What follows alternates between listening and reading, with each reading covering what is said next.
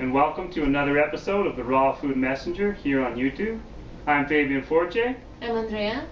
And today we wanted to talk to you a little bit about what exactly is the raw food lifestyle.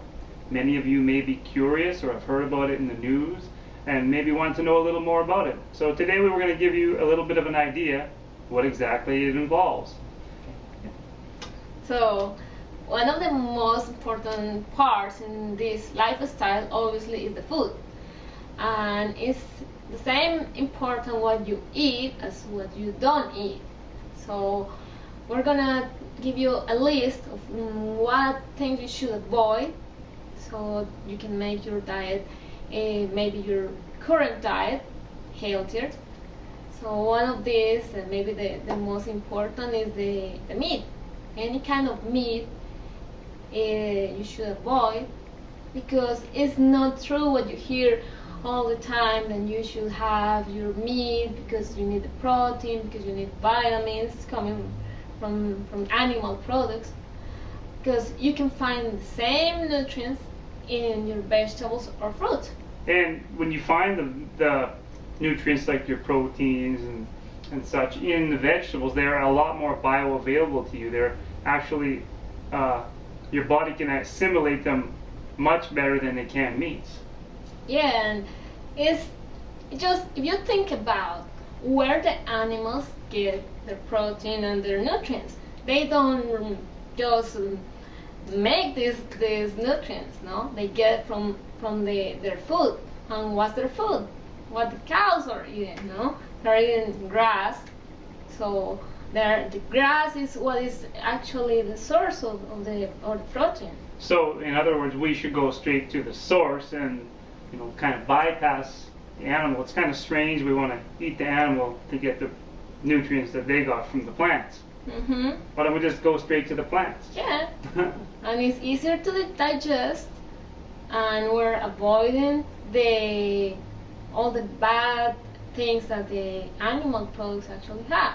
Yeah, the steroids and all sorts of chemicals. Not to mention your body and your digestive tract is a long digestive tract. It's not meant to process meats in such hard fibrous tissues, right? Mm-hmm.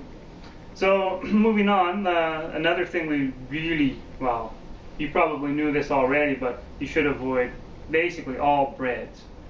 All breads are just processed flour, bleached, and they gel up and they just plug up your system and plug up your, Because basically they're made with gluten. No, gluten is what is put together, no, glue it together. That's what we hear, no, it's glue. So when you're ingesting this, you're gonna have kind of glue in your digestive system, and that's why you start to have all these problems, and you start to feel tired, and you start to have slow digestion. Mm-hmm. Yeah, that's why some people have to take a magazine to the bathroom, huh? Yeah. Or a television, like some people I know. Yeah, so all kind of bread, cookies, pastries, and even pasta. Yeah, pasta puts you to sleep when you're done eating. That's for sure. Yeah, I noticed that before when I had a plate of pasta, I was feeling like tired, no? But it's basically this, no? That's one carbohydrate that doesn't really energize me. Anyway, moving on.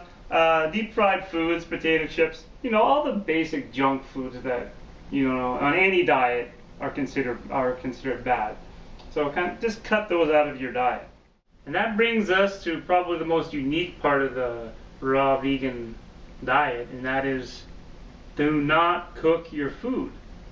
And the reason being is because basically you're killing your food, you're killing the nutrients, no? All the enzymes, all the vitamins start to fade when you are cooking, no? If you just notice the color is fading, it's because already it's losing all these nutrients.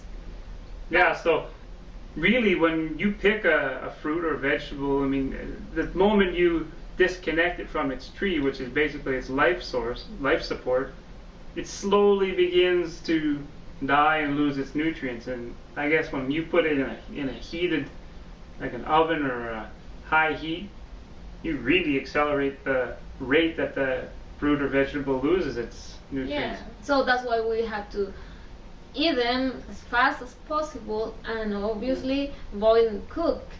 Yeah, you want to eat them when they're fresh, juicy. Like they say, the best time to eat a fruit is right off the tree. Mm-hmm. And like fruits that you really want to eat. I mean, there's so many you can. There's oranges, there's apples, grapes, there's watermelons, and I think the freshest, the more liquidy, the better, right? Yeah, and the variety is huge, no? Especially in countries where you can find people from all over the world. No, they import all these different exotic fruits, so it's no problem. Any fruit is bad for you. No, I don't believe so. I mean, I've never gotten sick eating a fruit. Yeah, even if you eat a lot, hmm like some people say, no, you shouldn't eat too many bananas. Yeah, well, That depends of each person, no? it really does. And it's also a preference. I myself couldn't eat 30 bananas in a day. But I'm not going to say that it's wrong to do it. Yeah, maybe for some people that work, but you have to find your limit, no? hmm And the next thing we want to talk about is vegetables and leafy greens. Very important and very nutritious. You definitely have to include these in your diet. Yeah, really, before I start with this lifestyle, I never thought how important they are, and the many ways that you can actually get their nutrients, no? Because it's not just like a salad. That's the most popular way, I think, that everybody knows, no? That's how I love it, salad. A big bowl of salad every night. Yeah, if I remember, it's kind of easier juicing.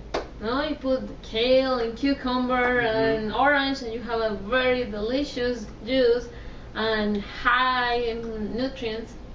And you just need what, 2 minutes to drink it, compared with I don't know, 20 minutes in a big bunch of salad. No? 20 minutes if you don't chew it, right? Yeah.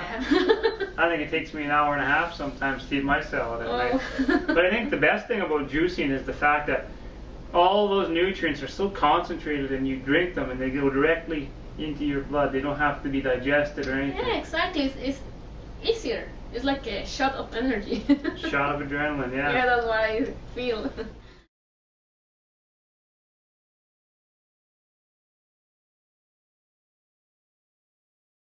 And next, that brings us to nuts and seeds, which are very important in our health because they do provide us with the necessary fats we need, right?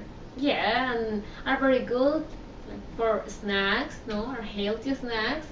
But you have to consider a few things with nuts. Is don't overeat them.